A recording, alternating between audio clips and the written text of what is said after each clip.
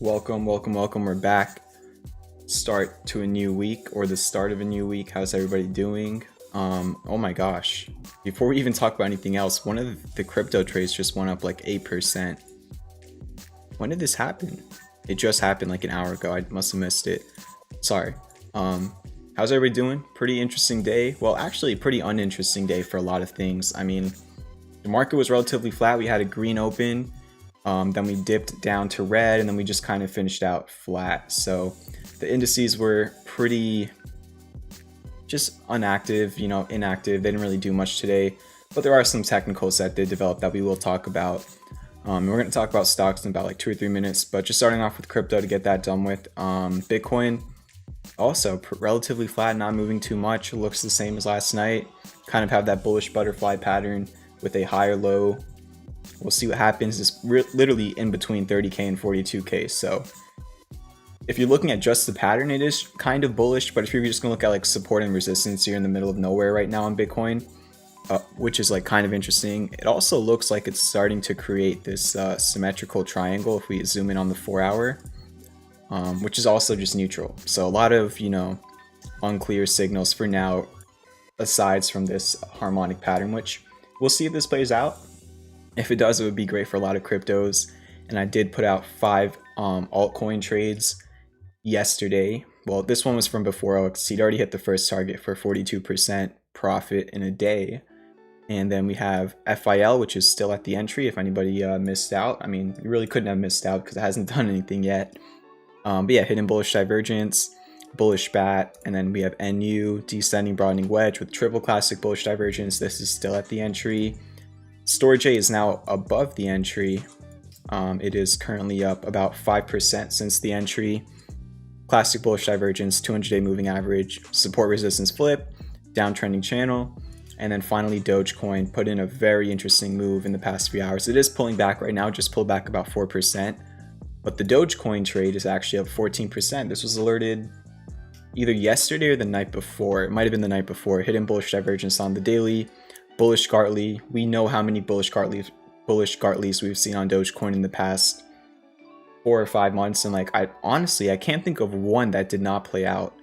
So this one got pretty close to the target, pulling back a little bit now. Hopefully it does hit that first target, and that's pretty much the tail of the tape for cryptos. Just like a little quick recap, and let's move on to stocks. So futures are also flat. Futures were flat last night. Really, they just kind of did well towards the market open. You had a good open. A lot of things gapped up, and then immediately they went to go fill their downside gaps. And then they just kind of did nothing for the rest of the day. That's really what happened with a lot of stocks in the S&P 500, a lot of large cap tech stocks as well in the NASDAQ. Retail and growth stocks still right. If you're looking at a lot of smaller names, there were a few things that ran pretty heavily today. AMC was very volatile today. GameStop had a good day. I think Zoom reported after hours. It was down a little bit, then it was up a little bit. Just a lot of indecision today was really the main point. So we're going to get into it. Make sure to hit that like button, hit that subscribe button. Let me know how you're doing in the chat. It's an empty chat right now. Come on, let's get some vibes in the chat or something. And yeah, I mean, if we're going to look at the S&P, you technically still have the hidden bullish divergence. So the only thing that really looks necessarily good here on the S&P is are the oscillators, the MACD and the RSI. But if we really zoom in, it's not the best. It's not a double top by any means for now. You'd have to go much lower to actually create a double top, but you can see that you are creating this resistance around 42.35 from that previous all-time high in the beginning of May. And that was kind of where you rejected today. So not great. Also a bearish engulfing candle. You opened higher than you closed on Friday, and you closed lower than Friday's close as well. So not the best. Even if we zoom into the 1 hour, also broke this demand line that I was watching last week. That got broken today, pretty much right when the market started dropping around 10:30, so like an hour into the new week. And yeah, it's the first day of June, so this was the first daily candle on June, and unfortunately it's not the best one. It's a bearish candle technically. Same thing on the NASDAQ, another bearish engulfing candle. Still have that hidden bullish divergence, which I guess has already been playing out, but you've never filled the gap on the NASDAQ, which is what's pretty interesting to me. You had that gap to 13,900, give or take. You got so close to it, about like 50 to 60 points away, and then you just pulled back again. If you go to the 1 hour, broke this demand line that I was trying to hold pretty much for about pretty much 4 days last week. So if we look at futures as well, if we go to NASDAQ futures, this pretty much happened like half into the new day, into the new week, into the new month. This was like the real weird thing that happened today. The indices, like the actual NASDAQ and the actual S&P, did not do this. Even the S&P futures were not as bad, but the NASDAQ futures had a very rough candle. I mean, it was almost a 1% red candle in 1 hour, which is very drastic for NASDAQ futures. And that pretty much bearishly engulfed like so many candles, as you can see. Like within 1 hour, it took out like all of last week's advances, which is weird. Didn't really affect too many things. It just kind of happened.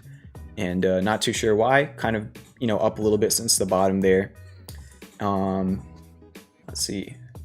Still recovering from the AMC crowd shorting muds, thinking it's the hedge fund. Hey bro, AMC, wow, after hours. Yeah, I can't tell you. You know, I have no control over if AMC is going to do the same thing again tomorrow. But it's been wild. We talked about AMC last night on stream. We'll talk to it again. Just remind me when we do take requests in about 10 to 15 minutes. We will talk about AMC. Just again, remind me because I might forget.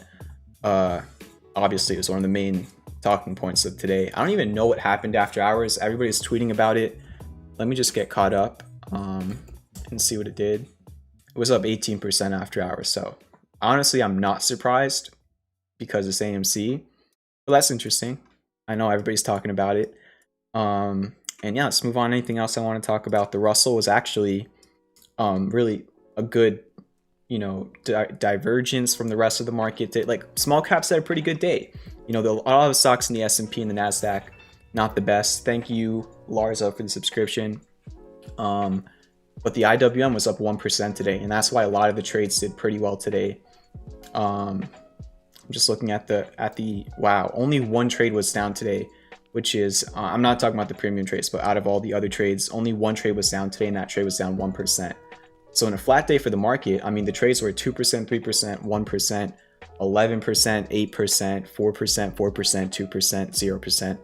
Pretty good day for a lot of the trades, and I think the IWM had a lot to do with that, because we do have a few not super small cap stocks, but mid-sized caps, and this is something that I don't think a lot of people are talking about. We're continuing to see that. At this point, it's pretty much rotation over to the smaller names after they were dumping ever since February. So good, helping out the trades. Other than that, even the ARK ETF was down after rejecting the 200-day moving average last week. The VIX was up quite a decent amount today after bouncing off this 16 support. Dow Jones were flat. US 10-year yields were up a little bit. The dollar pretty flat as well. And that pretty much is what happened today. Not too much. And yeah, we could just move on over into the trades, and after I talk about all the ongoing trades and just give some updates on them, we'll do take requests in about 10 minutes. So keep hitting that like button. And let's just look at the weekly sheet to start things off. It's great. I mean, most of these trades, besides like probably like 10 of these trades are new trades. And then there's, how many trades are even here? There's about 30. So about like a third of these are new trades. A lot of them are ongoing trades from last week, which was also very, very good. And I don't really want to spend too much time on this. I mean, this is actually up now. As I just talked about, this crypto is up like 6% now. So this trade's probably up 4%. Yeah, pretty much everything is either, there's one other trade that I put out today that pulled back a little bit with the market. Other than that, everything's either flat or up quite a bit. And a lot of those are ongoing trades. So continuing strength on a lot of the swing trades right now, which is great. Hopefully it lasts like this, because nothing is better than having a weekly sheet look like this. So we'll see what happens. Even SPG, which we'll talk about in a second, finally hit the target. Let's just look at the charts for the ongoing trades, and after I cover all those, we'll do take a request. Probably going to be a shorter stream by the looks of it, but you never know. First one, new alert today, QS. It's in the title of the stream. This is a really interesting setup. We obviously have had a really, really good trade on QS. Pretty much it was, I think it was right over here. Like I pretty much caught the exact bottom and the exact top. It was this, right? Yeah. So my alert over here was like 43 bucks, which was like pretty much the lowest point it was at that day. And then my target was $70, and people were calling me crazy, saying it was just a pump and dump. And then it had a really good upgrade from Morgan Stanley, Adam Jonas. The technicals played out beautifully. There was a lot of hidden bullish divergence then, and it was one of the best trades in a while. I had a lot of options in them as well. But after that trade played out, it hit the target perfectly. And after it hit the target of that trade in the middle of February, just like a lot of other EVs and growth stocks, it's been dumping ever since. And the difference here is that a lot of those EV and growth stocks that were dumping from February to May actually started rebounding in the past, 1 or 2 weeks. But QS really hasn't. It had like one good day, which was up 12%. That one day was, I did put out options for premium members that went up like 100% in like an hour. That was great. But then after that, not much happened. I even tried to put out a swing for premium members last week. That got stop hunted on this day when it pulled back, or I think it was right over here or something stupid. But it did hold above support. And what support am I talking about? Not the biggest support, just a candle high from really like very early on in QS's history. So you could see this candle high over here at 25.92.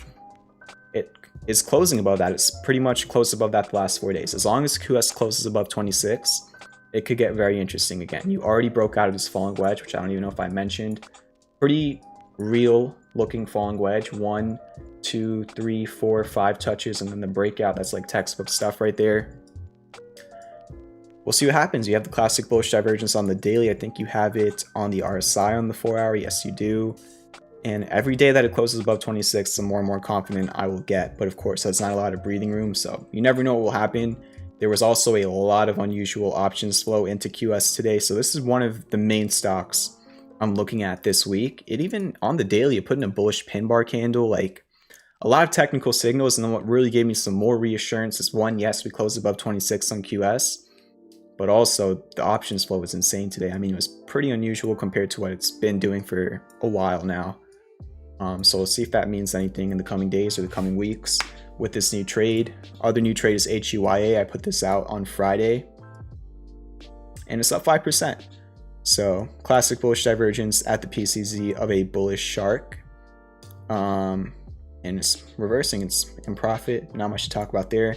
Nvidia put in a monster move on Friday. Also had some fall through today. Kind of did really nothing if you look at it. Like, it went much lower during the day and then had a big rally. Like, if we look over here, you had that pullback right with the market pulling back, and then you had that rally. I think there was some news about a stock split. Please correct me if I'm wrong. I actually don't know that for sure. I just saw some people talking about it.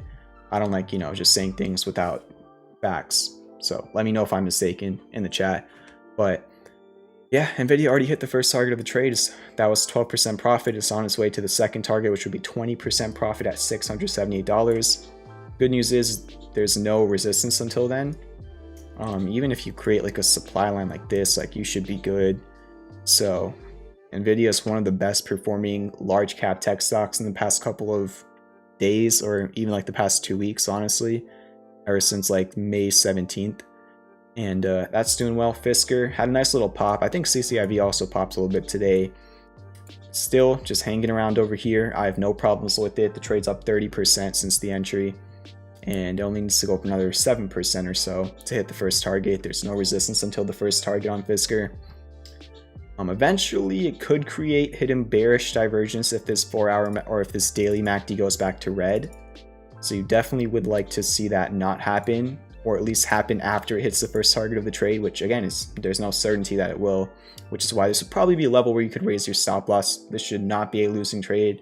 It's going to be hard for Fisker to go all the way to 937, but regardless, maybe moving up your stop loss to under 1168 can make some sense, where you'd be at least locking in 10% profit or whatever you want to do. There's so many different options. You could just YOLO it up until the second target, which would be a 66% gain if it hit that. But you do have that 1455 resistance and the 200-day moving average to deal with before talking about that second target. And that's Fisker. Was up 1% today. This was the best performing trade today, HOFV. Didn't hit the target. Got pretty close. This trade's up about 26%. Alerted this either last week. No. It had to have been the week before last week. Yeah. So about 2 weeks ago, I alerted this. It's up 26%. really close to the target at 423. The current price is 406. It did fill not really a gap if you look at the wicks, but yeah, we'll see if we can get to the target. I even put the target a little bit under resistance just so orders could fill. But we'll see. Hopefully the market doesn't like crash tomorrow and this trade never gets to the target after being up 26% and hopefully 32%. XPV also had a great day. Chinese stocks were booming today. NEO was up, XPV was up, Baidu was up, Baba was up. A lot of Chinese stocks had a great day. I've been tweeting about Chinese stocks at Champion Vibe on Twitter. If you're a premium member, I've been talking about the Chinese stocks. We were in a couple of those names. So great day for Chinese stocks. I think a lot of price upgrades, and like, I think again, this is just me trying to remember what I saw on CNBC, but I think they like reported car deliveries or something recently. And yeah, XPV, it already hit the first target of the trade for 28%. Since the entry of the trade, XPV is up 38%, and it only needs to go up another 4% to hit the second target, which would be a 42% gain in about 2 or 3 weeks. IPGP was the only trade that was red today on the list. Still held over the 200-day moving average, just kind of probably pulled back with the market during the day, never really recovered. No issues there. As long as you close above the 200-day moving average tomorrow, it's fine. LVS finally doing something. We only have 3 more trades and we're going to do take requests, but LVS finally doing something. The trade's up 5%. You do have that $60 resistance to deal with back from right over here. So hopefully if it gets there, it won't have too much issues, but it definitely could. So we'll see what happens. THCB still doing nothing. I'm just going to skip it. And then we have 2 very interesting things that I'm sure most of you forgot about these trades. I mean, they were supposed to be swing trades. So they ended up taking like, this one took probably a month, which was SPG. And guess what? In a month, we got 10% profits. Obviously, I was hoping for this to play out quicker, but it just kind of chopped around in this little highlighted area for a really long time. Even got stop hunted, as you can see right over here, but never closed the candle down there. And finally, after what it feels like forever, it hit the first target of the trade for a whopping 10% profit. Great. But that's like SPG. And the other one, I don't know if anybody's been here for the last, maybe 10 years, you might remember this one. But PGRE, this trade all the way back from the end of March. It was initially just supposed to be a regular swing trade, and we're 2.5 months into the trade. And finally, technically it's not at the first target yet. It's like it closed 3 cents under the first target, but it's pretty much at the first target for a 17% gain. Cool. It's better for them to hit their targets than to get stopped out, but they just took forever. So you can't say I didn't stop talking about them. I've been talking about this one every single night for the past 2 months. It's just been on the watch list. And honestly, I might even be more happy to get this off the watch list than for it to even hit the target, just because at what point can you just get to this target? I mean, we've been in this trade for so long. Can't be mad. I mean, it's a profit. But yeah, that pretty much recaps everything from today. Oh my gosh, Storage A, what are you doing? Let's go. If anybody's in this crypto trade, it is currently making a move. It's up 14%. This trade was actually down 2% when the market closed today, and I updated the sheet, and now it's up 14%. So it's gone up about 16% in like the last 5 hours. So if you want these alerts, follow me on Twitter at Champion Vibe or join the Discord. The link's in the description. This was given to everybody, and obviously a long ways to go, but nice start for now. Even Dogecoin had a pop early like we talked about. But yeah, futures up a little bit, but really relatively flat. And that pretty much recaps everything I wanted to talk about. So make sure to hit that like button. Let's get to 20 likes. Hit that subscribe button. We're back. We got a new overlay. It's a new week. It's a new month. Let's go. What's up, the guy? What's up, matey? Jordan saying they have a 41 split on NVIDIA, I believe. What's up, Medic Vibe? How you doing? What's up, Bryce, you boy? And TV Repairman, we'll take a look at that in a little bit, or probably like right now. And yeah, drop the tickers in the chat if you want me to take a look at it. Storage 8, what are you doing? Now it's up 16%. This is great. So yeah, drop tickers in the chat if you want me to take a look at the asset. Don't request something that was up 5,000% today. You can request AMC. We'll look at AMC because everybody's talking about it. But don't request something that IPO'd like last week. You know what I'm saying? Just give me something that I could actually chart. The one exception will be Wall Street Bet stocks. I'll talk about them just for the fun of it because everybody's talking about them. So if you want to request a Wall Street Bet stock, go for it. It's in the title of the stream. How can I not? That's the one exception to like not, asking for pump stocks. So let's take a look at these tickers. I think the first one is CCL, TRCH, Corsair, Chewy, SES, and FCEL. Any more tickers you all want for me to add onto my watch list?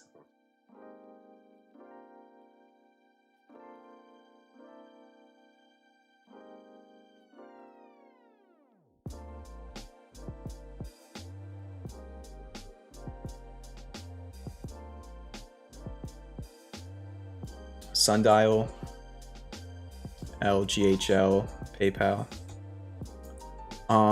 Okay, we'll start off with these ones. First one is CCL. I like the uptrend. Higher low, higher low, higher low. Pretty much in a range over here. It's at the top of the range. Make or break area. If it does though, if it does break $30.60, that could be great. Obviously there were better entry areas, but this $30.60 level would be a really good breakout. That would be the highest price it's been at since the COVID crash. And locally, you would have very little resistance over here because you just went straight down during the COVID crash. You even have a gap fill at 41.63. But if we look into the past, you already did break above this previous level of $29. It was your support here, support here, support here. So you already did break one of them. You just got to get a little bit higher. If you do, you could be breaking out of this little range that's been in. Honestly, you could even look at this like an ascending triangle, kind of. I mean, you made a couple higher lows. It's not perfect. You don't really have like a fully played out pattern or anything, but you can get it. You have that sell wall and then you're making higher lows. But yeah, break above 30.60 could be, a very good time. If you don't break above it, your major support's at 25. So you definitely want to break above this.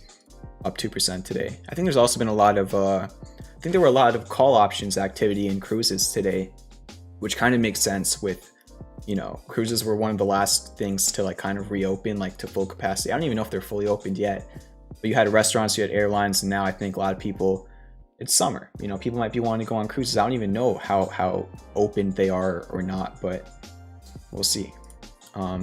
Just looking at the charts, you can tell cruises are far behind airlines and they're both travel. So they still have time to recover. I do think eventually cruises will get back to where they once were. Next one is TRCH. Not much I can do here. Kind of just running already. Don't really see a pattern or divergence. So I'm just gonna show you the supports and resistances. Anything? Wow, that's a really important level. 243. All right, 341. Okay. So your support is 243. This is a very important level. It was your resistance over here, resistance over here, resistance over here. If we go back in time, it was also your resistance back over here in 2015 and in 2012. So 243. As long as you're above that, that's very bullish. You had a very good day today. It was up 11%.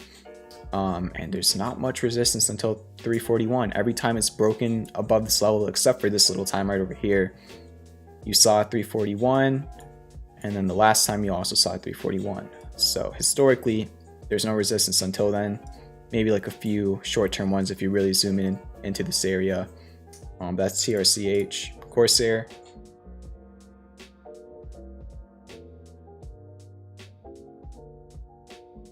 Let me just delete that chart.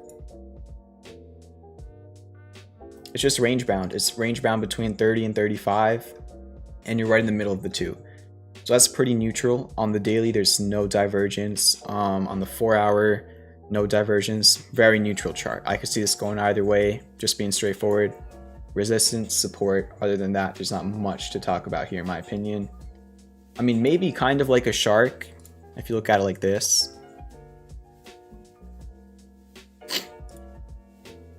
Kind of in between the 886 and the 113 on X to D. 1 second. But yeah, CRCR kind of neutral in this area. Had a sneeze. Chewy, pretty flat today. Still the same story as last night. That previous support at 75 is now your resistance. You want to get back above that. If you can't, that's not good. That's pretty bearish. So I would personally, I'm not in this, but if I were trying to get in, if I was trying to get into this, I'd be hoping for it to get above 75 before I got confident about an entry and stuff, just because there's not really any other indicators at this level that I'm seeing based on how I chart. You're under the 200-day moving average, you're under your previous support, and you're using as resistance. So I would probably wait. That might not happen. We'll see. SCSN broke out of a range today, up 15%. After this range, it can go insane. Now that it's broken 354, and I think we've looked at this recently, and it was truly neutral in this area. It was pretty much a coin flip of whether it was going to go to the top or the bottom. It went to the top. I think there might have been some 4-hour hidden bullish divergence, which gave it like a slight edge towards the upside, but still this is a very neutral structure. And as soon as it broke 354, it went up another 10%. At this point, now that it has broken 354, it's the highest level this has been at since 2016. There is minimal resistance up until about right under $6. And I'm just showing you the chart, so there's really nothing in this area. So we'll see if it can hold above 354. FCEL missed trade, was going to put it out. I don't even know why. I think it just went up like before I was able to put it out, and I was just like, oh, I don't want to FOMO into it. But yeah, I mean, it had a bullish, pretty close to a bullish Gartley. Classic bullish divergence on the daily. Broke back over the 200-day moving average at this point. Every close above the 200-day is a good close. Pretty much at $10 right now. It is in a make or break area, kind of. This 1077 level was your resistance in the end of April. It was your support in the beginning of March, and it was your resistance in the end of November of 2020. So important level. You definitely want to break above that for continuation. So what you're hoping for is to get back above 1077 before falling under and closing under the 200-day moving average. Even if you close under the 200-day moving average, it's not the end of the world. But it's like, what other support do you have is kind of the issue. So that's FCEL. Sundial. What is this? Why did this happen? Wait, what? I don't know why it's done this, but Sundial. Let me delete this. It's a premium trade. It already hit the first target for, I don't even remember how much percent because it was just glitched out there. It was a premium trade. I posted it around like 68 cents or something. And you could see since that alert, it's up like 40 something percent. I think it was like a 30% trade for the first target. At this point though, I mean, the entry area was here. I alerted it over here. There was 200-day moving average, triple classic bullish divergence. It was out of support, historical area. And then it went crazy alongside a lot of other, what's it called? Pot stocks in the last few days. At this point though, I'm not too sure. I mean, this thing just went up like 54%. And of course it is Sundial. It has gone a lot crazier. Looks like it actually broke this trend line. At this point, I'm not too sure. Your support is kind of like 93 cents from this low and this high. And resistance is 110 from that candle low.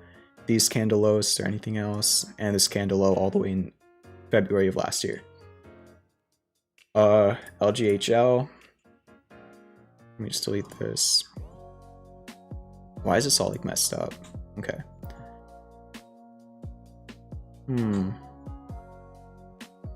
It's above 183. That's also important, or that's very important. Triple classic bullish divergence on the daily. Looks good. Nice. It's a good looking chart as long as it's above 183, but then, you know, that's 20% just to retest the support, which it already did test the support. So yeah, pretty decent. I'm not too sure about a harmonic here though. So yeah, probably also broke like a supply line as well. Yup. So it's on its way. The 200-day moving average just appeared on the chart around 285. PayPal.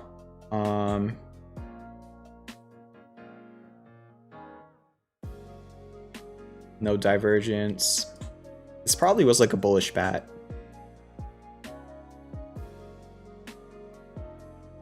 Yeah, you had a bullish bat, and that's pretty much played out. So that was a very nice structure. It played out very, very well. At this point though, it's good that you're above 254. You can see that was an important level. Right over here was resistance, over here was support, and over here was resistance. So it's good. You're above 254. You just want to hold above that, but there were far better entry areas for sure. And that's PayPal. CLF, you can take a look at that. I'm not too sure what that pattern is, Brad, or I don't know the acronym for it, so just maybe type it out, but not too familiar. We looked at LGHL. AHT has been going wild. BLL, HPE. I think HPE had earnings today, if I'm not mistaken. And we'll start off with FCL. Classic bearish divergence on the daily. Not the best. Is it on your RSI? Kind of on your RSI as well. So bearish divergence on the daily. Triple classic bearish divergence on the 4-hour. And again, bearish divergence on the 4 hours. So both oscillators on the 4-hour and the daily have bearish divergence. That's bearish. I mean, doesn't mean for sure the stock's going to go down. The technicals are never certainty, but I'm just showing you what the oscillators say, and they're not too. It's pretty much indicating that it might be a little bit overbought after this run, and it's already starting to dip. 1 second. FCL. Did anybody even type in FCL? Let me see. No, I was supposed to put in CLF. All right, so I mistyped there. Okay, apologies for that. Some random chart, I guess. CLF though, Jim Cramer's talked a lot about this one. Hidden bullish divergence on the daily, MACD and RSI. I like this higher low back above 18. What was this resistance? I think that was about it. Actually, it's kind of an interesting level. Pretty much like 18 to 19 bucks is a pretty real historical area. It's above that. Probably a demand line like this. Look at that demand line. It's just like in an upsloping channel. That's really it. So the hidden bullish divergence does imply that this will continue. But again, it's not certainty. Filled a gap in the past few days.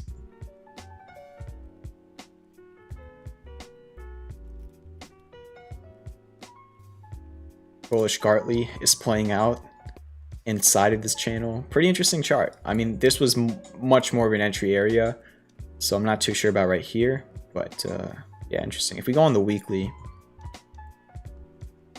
I mean, this is a very real breakout. There's not much resistance until 28 bucks on the weekly, which could take forever, but yeah. Yeah, no, I mistyped the, what's it called, CLF. Microsoft, I don't think this was ever put out. Delete that. Hidden bullish divergence started playing out and then it's pulled back in the last couple of days.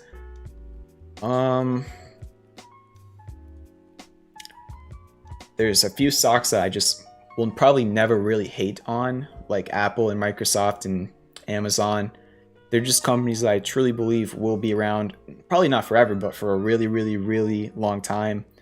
And they're just such good performance historically. All they've pretty much done is go up over time. They're all around all-time highs. So that's just one thing kind of besides the point on technicals. But on Microsoft here, I mean, it's above 245. That's good. Other than that, I'm not too sure. I mean, I don't really see any patterns. Yes, you have this upsloping channel, but you're not the demand line right now. You just want to hold above 245, which was that previous resistance. Other than that, I'm not too sure. Kind of looks like the NASDAQ, which makes sense. LTHM, wow. Very big breakout above $19. That was your resistance ever since March. Broke above it and even flipped it into a support for now. That's very good. Is there anything else? That's it. There's not much resistance at this point. Back up to like 22 to 23 bucks. You have like this one little candle high at 21.29, but other than that, like pretty open range if it does want to continue going crazy. Yeah, that's really it. No divergence. Just broke out of a range. LAC, It's been a while since I've looked at this. Not too sure about an entry here. This would probably be the more strategical area with the 200-day moving average and the support.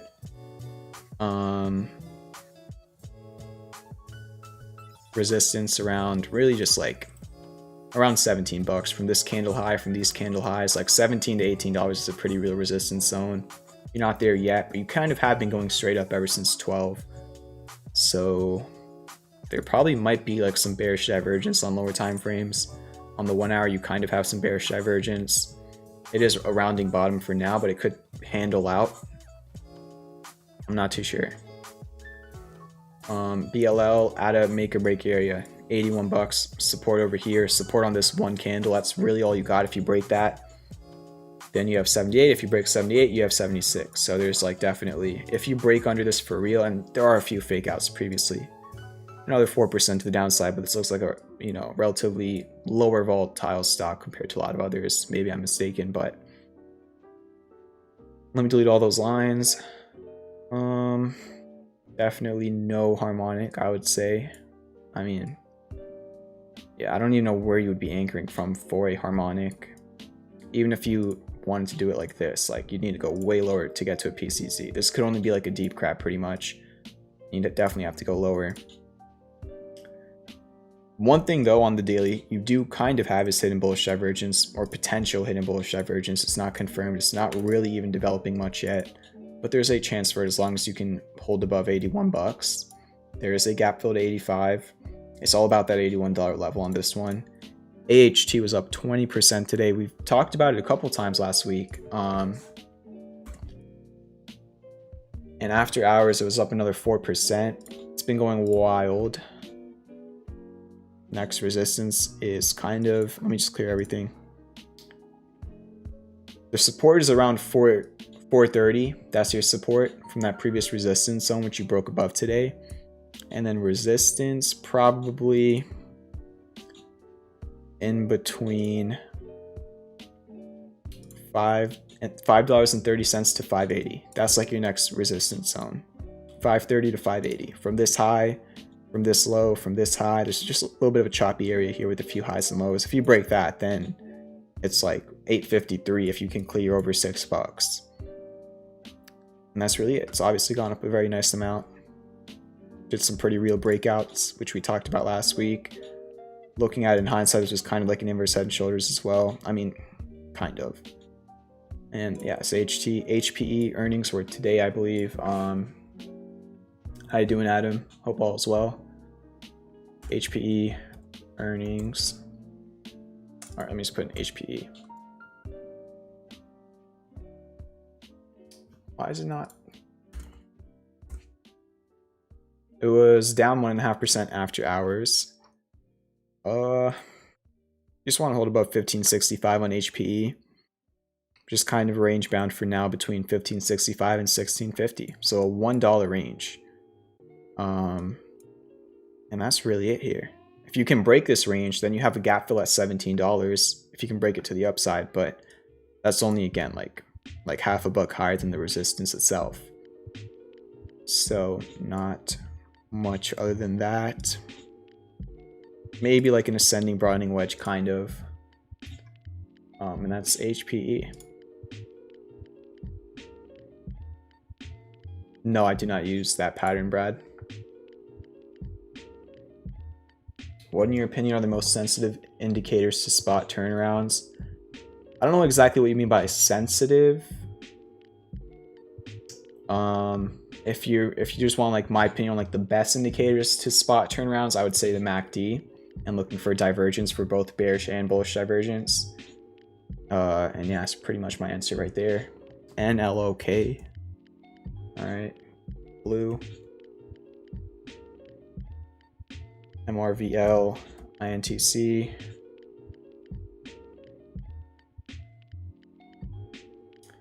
All right, let's take a look at NLOK first. This one's gone insane.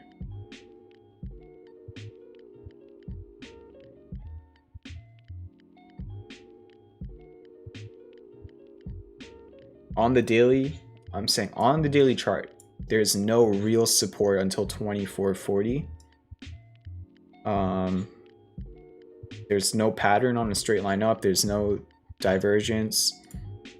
If you zoom in, even then it's like there's not even much you could do here. It's like kind of like this, just an upsloping channel.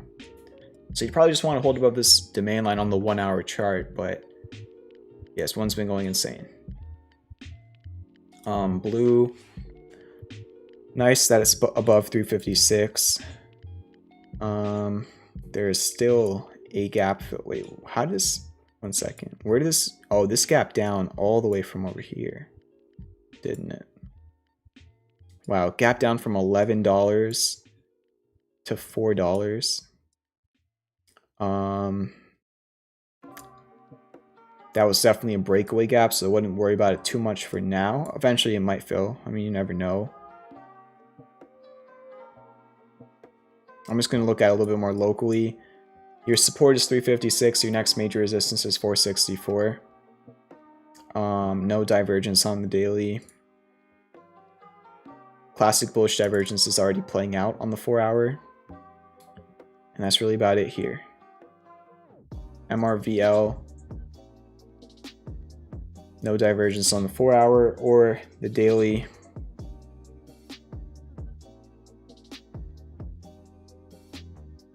That's your resistance. This supply line, 1, 2, 3, 4 times you rejected it. I do like the higher low from this low to this low, but you rejected this plan. So you want to break above that. If you break above this green line, then you have 51, and then after 51 you have 54. But you're under it for now. And your 200-day moving average is probably your support around 44.80. Intel,